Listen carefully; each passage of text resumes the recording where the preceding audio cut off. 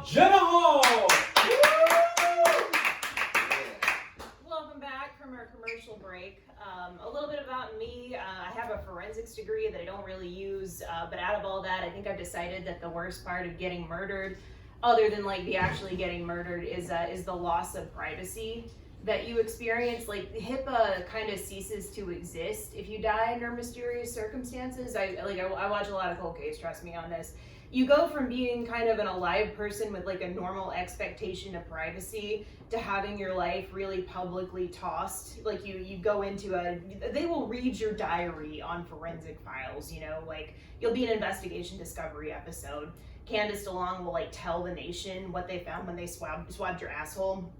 And what I don't like about that is what they don't tell you on TV that I know because I went to school for this is that 40% of murders go unsolved.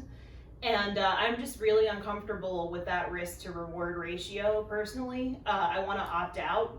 Kind of like how you can be a do not resuscitate, like a DNR at the hospital. I want to be a do not investigate.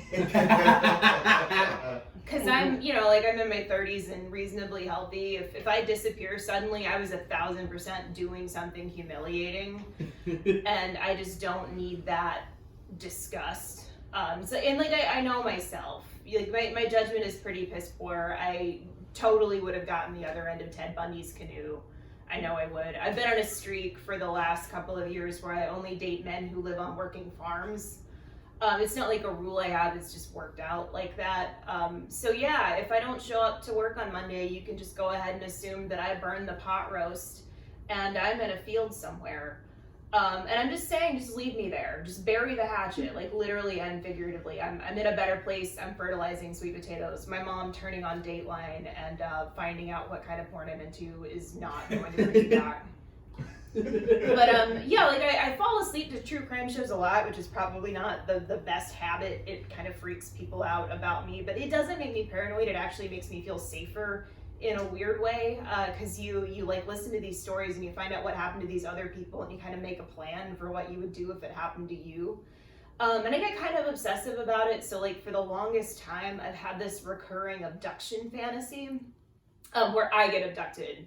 I want to be super clear about that. I don't do the thing. I get kidnapped. Yeah, but like I get kidnapped, and at the end, I refuse to dig my own grave. Yeah, like you know how murder works. Like you take somebody into a second location, like deep into the woods, and right before you're actually gonna kill them, you like they throw you a shovel and they try to pawn the work of making the hole that you're gonna go in later off on you.